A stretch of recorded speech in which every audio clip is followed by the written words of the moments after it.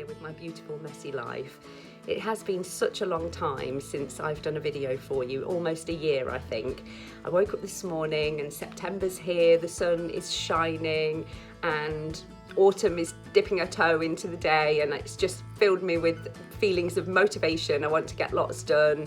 Harvest time is on the way, so I suppose it's making me feel like I want to take stock.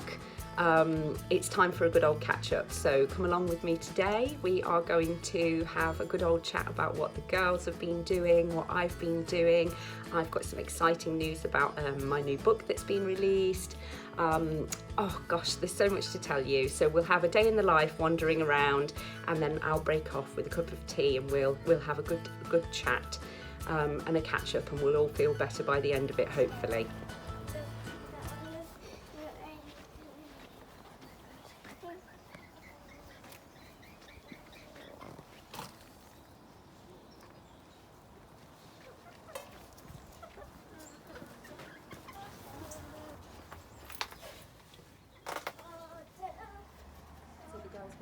Morning, and I had an idea of what they might be able to crack on with today, but they've come downstairs with other ideas, and so they're very busy now in the dining room, which is a fantastic room in our house because it's like a sun trap, and right up until probably about the middle of October it's this glorious warm space that just looks so sunshiny, but unfortunately it does get very cold in there in the late autumn and winter, and so we have to bail into the living room for cosy fires and closed doors until probably about March next year. So it's such a shame, but we like to be in the dining room as much as we can if we're home. That's where the big table is, so it makes crafting easier and things like that. So yes, they've got other ideas of things that they want to do this morning, which is great, and I don't mind them doing that if they're motivated and busy, if they've got a project on the go, or if they're enjoying themselves with some game that they've set up, then that's absolutely fine. If I think that they're just milling around, I mean, there's nothing wrong with being a bit bored for a while. But if they're just milling around, not really doing much of anything, then generally I'll step in and ask them if they want to do a craft, or suggest something else that they might want to do, take them out for a walk or something like that. But yeah, generally they're quite imaginative still at this age, and they do get on. So let's go and have a look at what they're doing. So what are you doing this morning, Winter? We're tracing around the leaf, and then we're going to join them up and like colour, and then like hang them from the things in our room. So like a leaf bunting, like an autumnal bunting. Very good. Okay, is that what you're doing as well, River? Yeah. What do you like about those, River? A puzzle. It's like a puzzle. Yeah, and they're like fun. Oh, you like the way they feel? Yeah. What did you think to the new internal organs on, on the plate? Do you need a leaf? Ooh. Oh, this is actually bigger than your actual brain. Oh, is it? No. It's bigger than my brain? No, it's not. No, it's not. Cheeky monkey. Can you move its strings? When did you lose your teeth? Can't remember now. Now you've got no front teeth, have you? No. Our room is looking really messy at the moment. Like messy as in not the table when that gets messy, but like, you know, there's like things still on the floor that I've left out and stuff. We need to put some piles away, don't we? Put some piles. Can we keep my drilling? Yeah, you're doing what? Well, tell me what you're doing with that. What's the glass? What's the glass called? What? What is the glass called? Sea glass. Sea glass. I'm drilling into sea glass, and then I'm going to put a spring through it. How do you know what to do with the drill? Because Dad taught me how. Daddy showed you how to do it, didn't he? That's good. Showed me how to put in the thing. Yeah. And take it out, because you have to. The drill bit. Yeah. You have to hold, and then it drops out. Yeah. Very good. And we need to do a new picture on the wall, don't we? Should we do? What should we do? Should we do the autumn one? Yeah. Yeah. What about?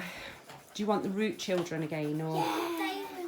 Alright, fine. I liked putting the glitter on at Christmas time. Very good. The girls about some of the things that I've strewed out. We don't just strew on the table in the dining room. We've got things around and about, and River's really good. She'll kind of ask for certain things down from the loft because we haven't got space for everything downstairs, so I tend to alternate toys, which I'm sure most mums and dads do, whether they take them out the loft or a cupboard or whatever, off a shelf. So we generally have something new that's kind of, well, when I say new, not played with for a while or not investigated for a while. And then I try to kind of add into that. So if we're out and about and I see something that I think might be a cool manipulative or something that they'll really find interesting, some kind of craft that we've not got or supplies, things like that, then I'll try and add into those old things with a splash of the new, and then it can catch the children's attention and pique their interest. So I was just talking to them about, we've recently been looking at rocks. We've been really into rocks just recently, and fossils specifically.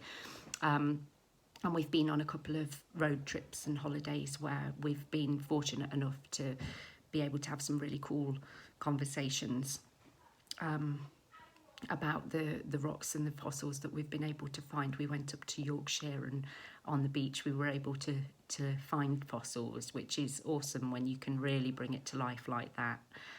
You know, there's one thing talking about it or reading it in a book, but if you're able to go, and even if it's just a museum, you know, just make these things come to life and pop more.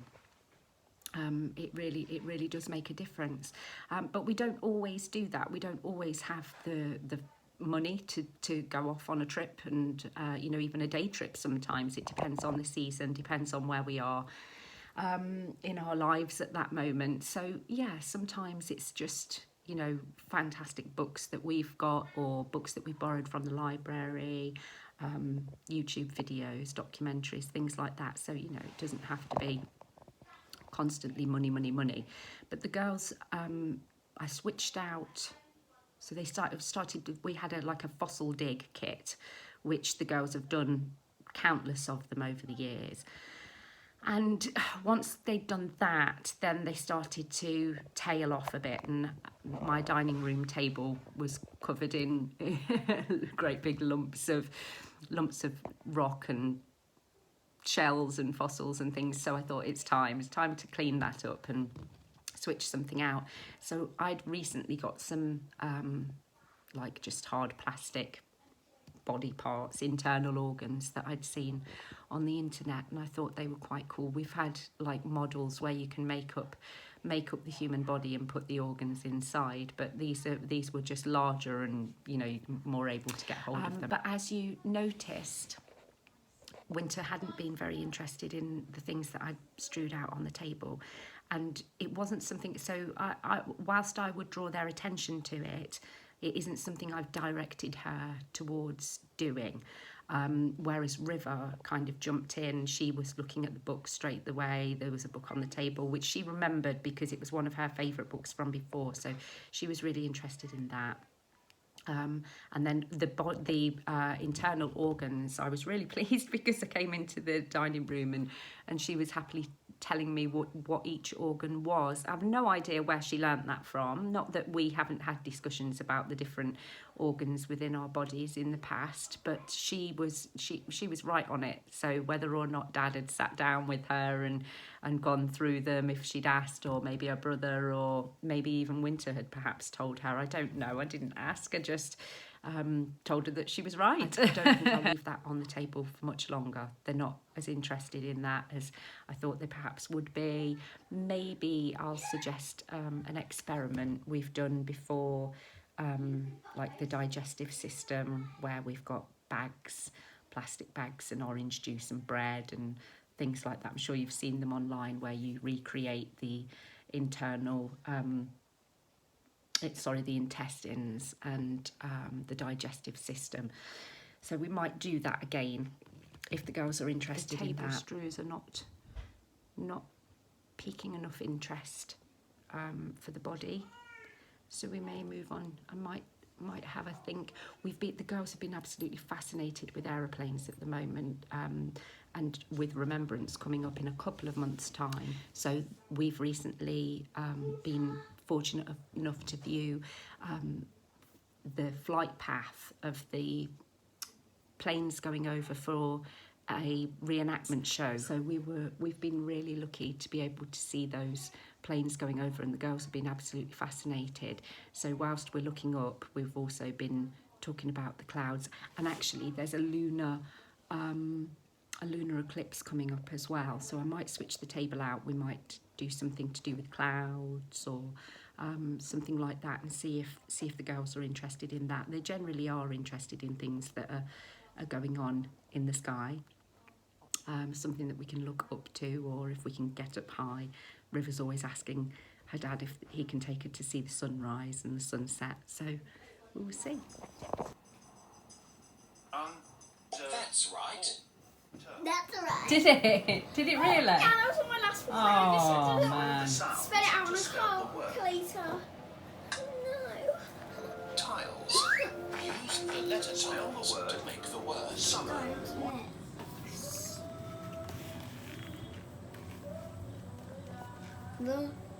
The ball looked at I've been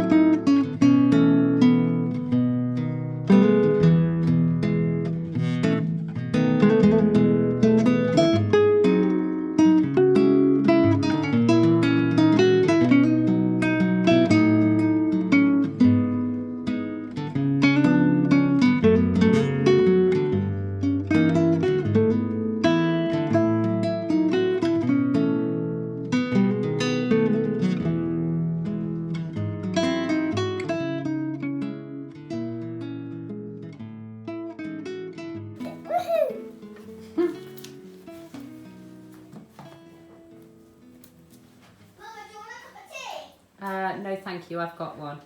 hello, would you like a sticky roll? I'll give you one now. We'll just try one. So the girls are settled doing their own thing now. They're all off in their own individual rooms, just chilling out. We've had a great morning. I got lots of cleaning done first thing, and then the girls sat down and decided to do some little tasks. We kind of call them like self-development. So Winter wanted to practice some reading. River got a little journal out, and she was copying pages from a little reading book, and I'd suggested that she copy one, but she wanted to do more, and so she did. And yeah, so we've done where the girls have been reading to me and practicing that, and then I have done read alouds with the girls as well, which I'll share with you what we're reading at the moment. But in amongst the chores and the little activities that the girls have got into today, we have also gone off down wonderful rabbit holes with rich conversations, and we've had two really good ones actually that I hadn't planned in my mind. We just ended up talking about them, and they were both really important, and I'm so glad that I've had the opportunity to speak to the girls more in depth about some of the topics that came up. So one of those was talking about AI and social media. My older daughter had come in and she was having a chat with me about things that she's discovered online. And we were just chatting about that, and then one of my younger daughters came in and wanted to know what we were talking about, so we explained, but it led on to a really good conversation with all of my children about how the progressive technology that we have now it's like a moving train, Sometimes isn't bother it? Me about AI or social media or computers and the internet. Equally, I don't want to prevent my children from learning about those things as tools and using them, because they can be of great benefit and asset to us all. But I'd kind of likened it to the ocean. I said, we have a lot of fun in the ocean. We can, it can be great fun, and we can, spend hours in it. But we need to appreciate that it can be dangerous, and we should have a respect for it. And so, computer technology, AI, social media, all of those things, they're exactly the same.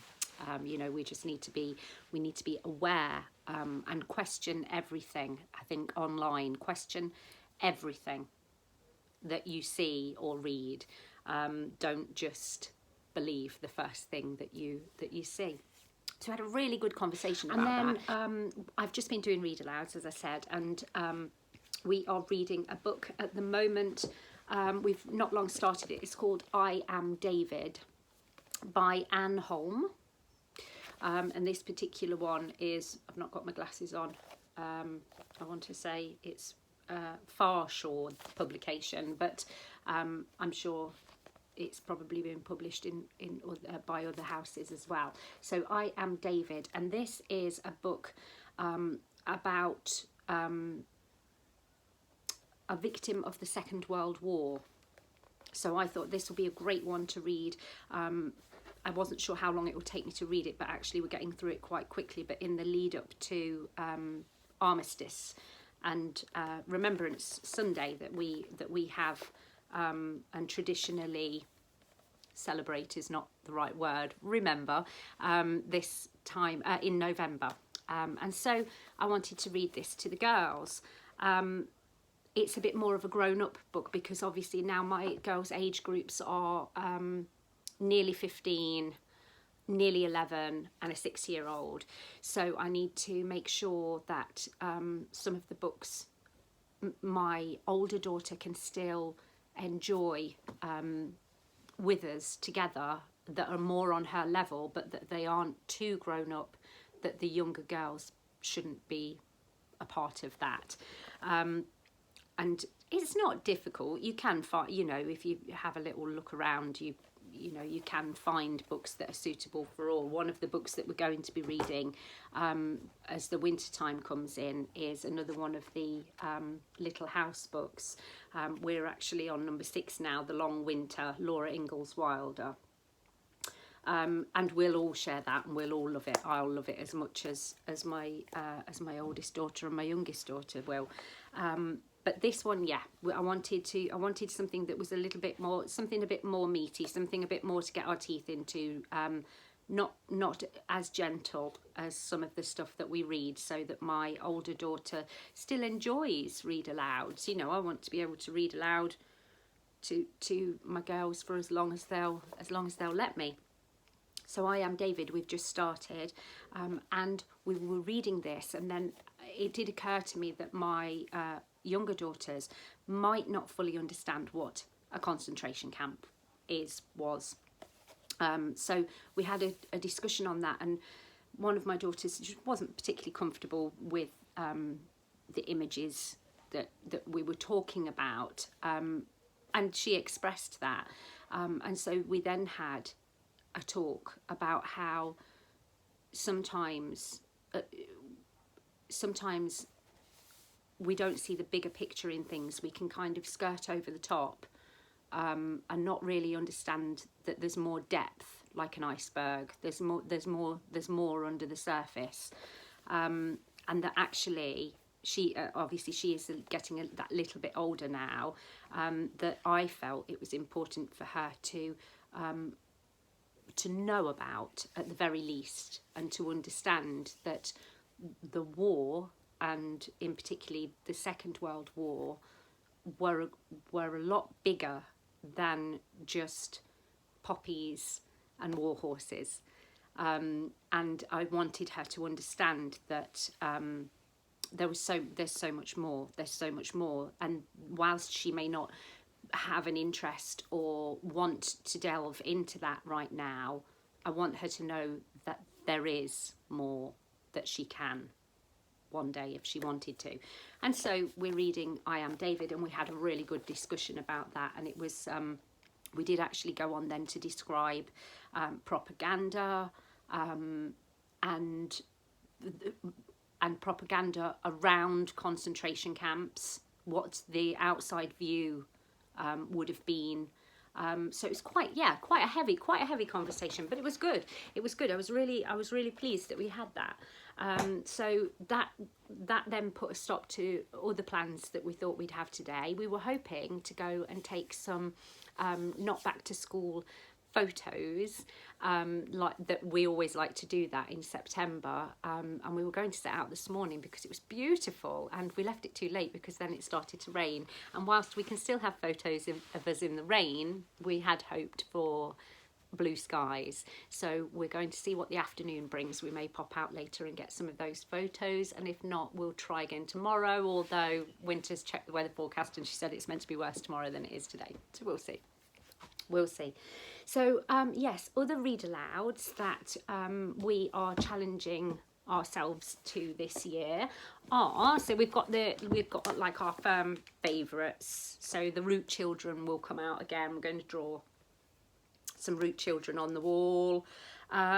We've got The Harvest Story. The Harvest Story by Elizabeth Rappel. The Apple Cake, which I bought last year. This is a lovely story all about an old lady and her basket, and she's going along. She wants to eat some apple cake, but she doesn't have any apples. So that's a brilliant book for my younger daughter.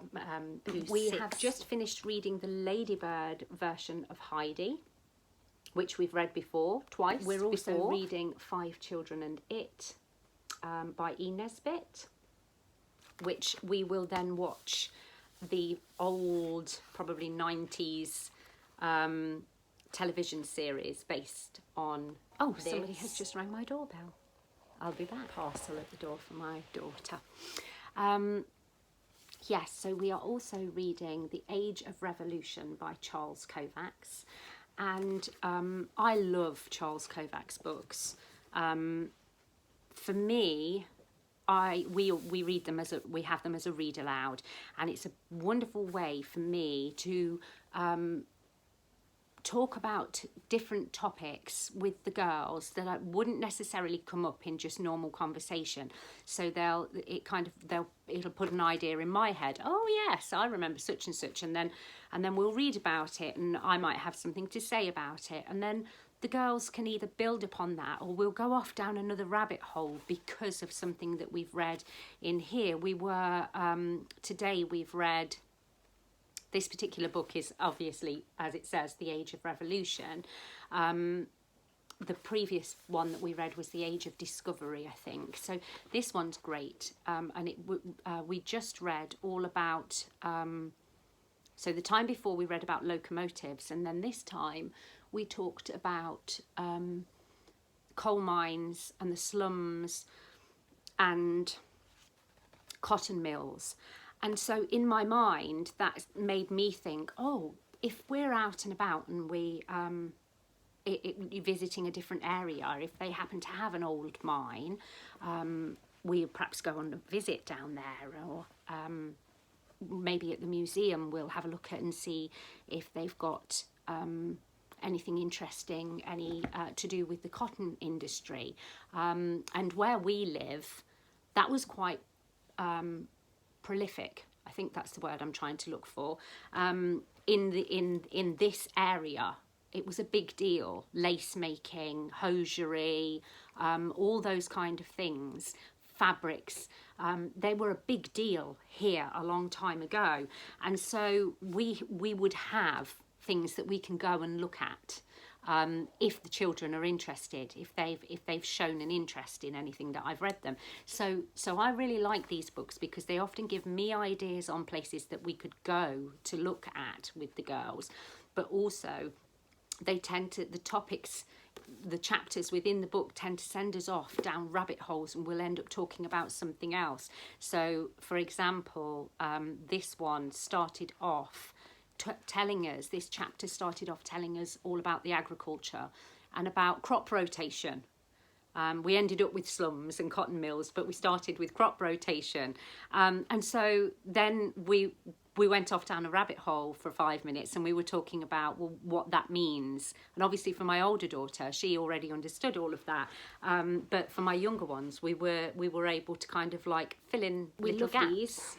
These always send us off down rabbit holes. We come up with so many different crafts and things that we can do, and handicrafts are brilliant to try, so that when we're making something, we feel there's a purpose to it, rather than just something to look pretty, which there's nothing wrong with that. But yeah, we really love these books, and I'm looking forward to this one because the children within the story are now a lot older, and I think, I might be wrong, there'll be many of you that will want to correct me, but I think this is the book before Laura, the main character, becomes really quite grown up.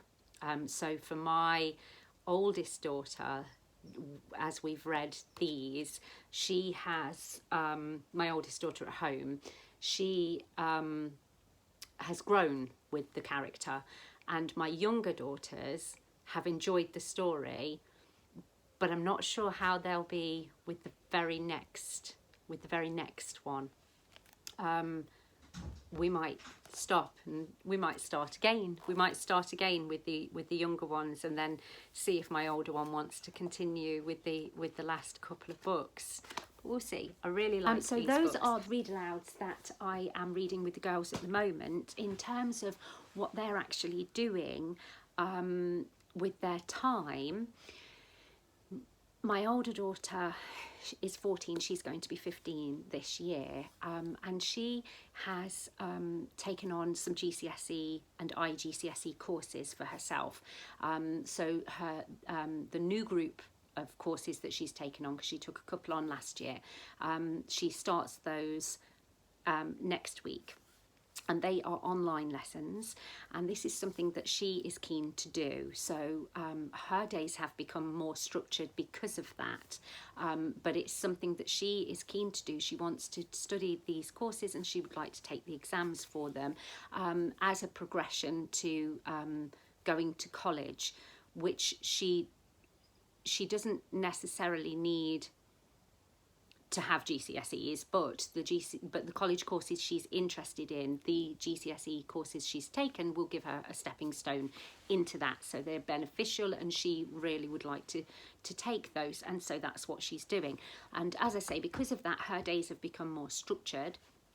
So she will have like a timetable of lessons, if you like, that she's now has to attend online, and then she will be given set work by those tutors to complete afterwards. And in between that, I'm happy for her to do whatever it is her heart desires, as long as she is motivated, she's passionate, you know, wanting to get up and out and about.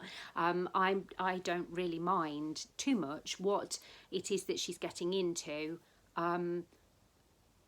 She's very proactive in terms of projects, so she likes to have a project on the go. She's always crafting or painting or drilling or hammering or making something, so I don't ever have any concerns about her filling her time in a positive, what are the words that I'm looking for, she's developing all the time, and she's a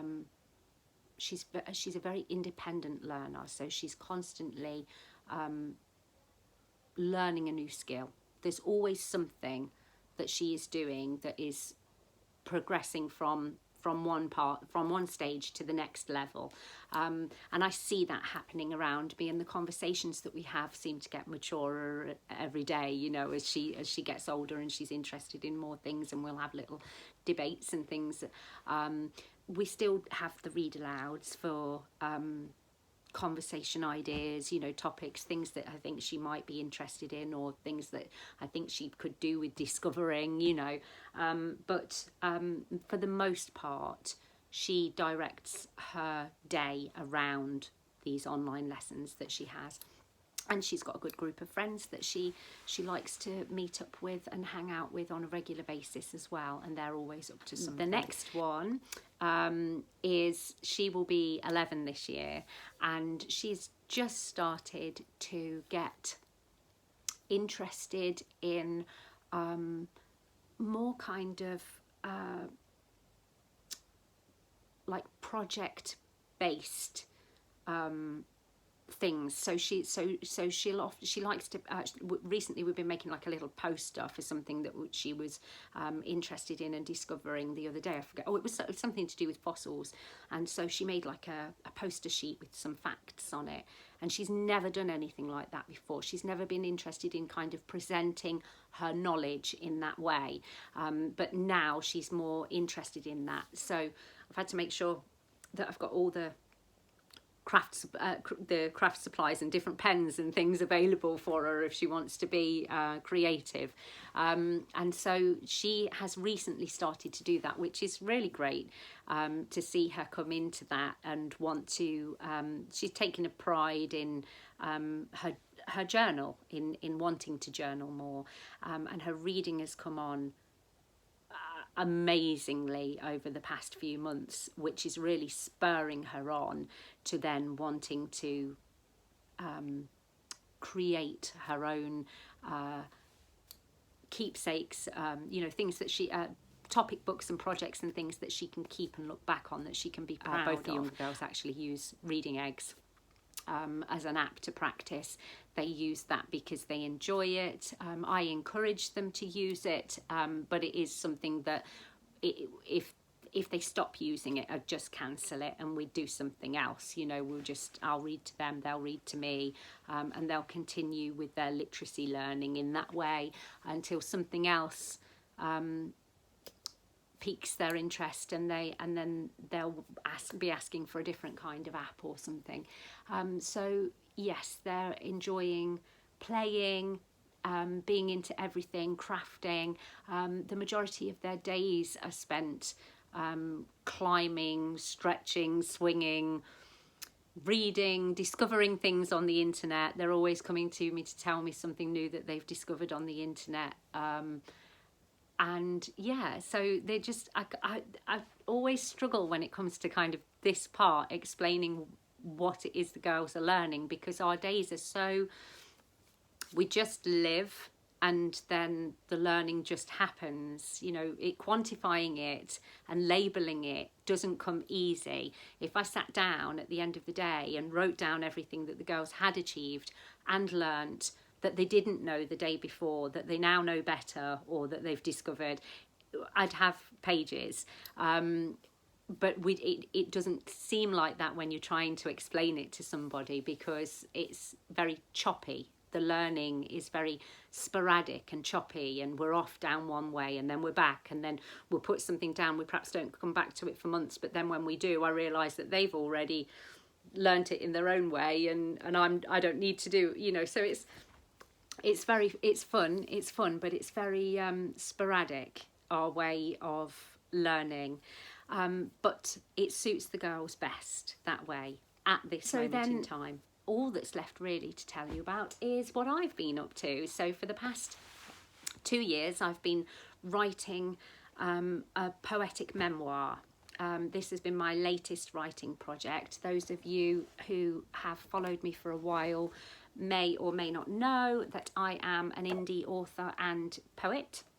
And so my first book, which is my complete first 3 volumes of poetry, has been out for quite a while. This is called Beautiful Messy Life, and it's a book for women and mothers and our journeys. And this is poetry. It's all poetry, and it's a collection of what I hope is my finest work, to empower and encourage all women. And so then I also have my home education journey, probably I think it was the first 5 years, and our evolving from being traditional and structured to unschooling. So this is called Against the Grain. There we go. These books are available on Amazon, and this it talks about everything. This does from how we started out and deregistering to how we came to Unschool and what that looked like for us. It talks about the different styles of home education, challenges that you might come across, even suggests some nice little answers to some of the questions that people might ask you along your way. So that is so also my out. latest work is my poetic memoir, which is called The Love Remains, and it is in memory of my father, who passed away 2 years ago after suffering a stroke. So he had a stroke, and then he lived in a nursing home for a year before he passed away. And this is a story all about him in his youth. So these are memories that he told me, and diary excerpts of my own grief and processing the loss of my father, and poetry that I have written for my dad and for anybody who has known and loved a father. And so my dad wanted to write a book about his life, but unfortunately, because of the stroke, he never got to realise that dream. And because I knew that that's what he'd wanted to do, it kind of became something then that I needed to do for him and for in his memory. And so it's taken me 2 years to write this book. It wasn't the easiest thing to write. It was definitely a personal endeavour to get this done, but I am pleased with it, and I hope that if you buy the book and read it, that you will also enjoy the stories within it. I'll read you a little excerpt from the first from the preface. It's an anxious situation to find yourself in a possession of lifetime's memories, more than half of which don't belong to you. What exactly are you meant to do with them all? Stories of people you never met and places that no longer exist, experiences someone had without which you might never have been born. I wonder, should we ever really know our parents, who they were before us, or where their feet have travelled? Are their stories even ours to tell? There are some I wish I could forget, the ones that I pressed them for when I thought I was being all grown up and worldly. Yet knowing them had me see them in a different light and broke down the boundaries between child and parent. Too freely I saw their vulnerable sides, their fears and their tears, the weight of which lay heavy on my shoulders, but it was I who'd played Pandora. I pushed them in my curiosity, and now I have a head full of years that won't let me sleep, lest I forget. So, as I say, the book is dotted with poetry as well. And yes, I don't want to spoil it. So go out and buy it. Go out and buy it. Somebody's shouting me, yes. Question. Can I be in the room whilst Ashley watches mid-90s? No. No. She's asking me if she can watch a film with her sister that she knows she's not allowed to watch. She's not quite old enough to watch it. It's a film that doesn't have any positive messages in it whatsoever, but when I watched it with her, it's like a coming of age film, and when I watched it with her older sister, we had some great conversations about it afterwards. But unless you're there as the adult to pick up on those talking points, I wouldn't like to leave my younger daughter sitting alone and watching it and then assuming that this is the way to be. It's definitely one that you need to watch with your children.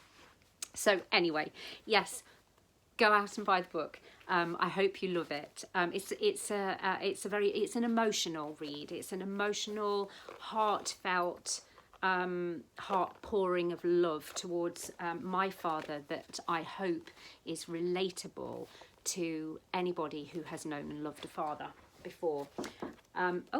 there knock we on the are. door. I've just been asked to give a lift to the train station, so I've just zipped off and zipped back again. I think that's basically everything I've got to talk about today. We're going to try and get out and do these not back to school photos. It seems to have brightened up a little bit. The sky's still quite grey, but you can see the sun trying to come through it. And I don't think there's anything else really that I'm looking around me here on the floor. I've got is covered in books. There's only the only thing I've not shown you is books that I'm currently reading. So I have on the go Maya Angelou, I Know Why the Caged Bird Sings. I love this guy so much. Dick Van Dyke, My Lucky Life I'm reading at the moment, and when I've finished that I've got Keep Moving, and he actually features in my book The Love Remains as well, as I write about how he reminds me of my dad. So that's why I've got those books, and my guilty pleasure at the moment is watching old reruns of the Dick Van Dyke Show. That's it. I don't have anything else to talk to you about. It's been great. I'm going to do another video where I showcase my books a little bit more for you, so that you can, if you're interested in them, but you're not sure whether they're for you or not, especially if you're a person who's not sure if you like poetry or not. I'm going to do a video where I read aloud some of my poetry from my main poetry book, and a little bit more from The Love Remains, and I might even have a little bit of a look at Against the Grain with you, and we'll pick them apart and have a little discussion about those. So I think that's the next video I'll do. If I don't do it as a full vlog, then I might do it as some short stories or reels, so keep your eyes open for those on Instagram and Facebook. Instagram is where I am the most. If you don't follow me already here or there, please do so. I love to have you along. If you've got any questions or anything that you'd like me to talk about, please do ask, and I will do my best to either reply or make you a little video on that. Take care, have a fantastic autumn season, and speak soon. Goodbye.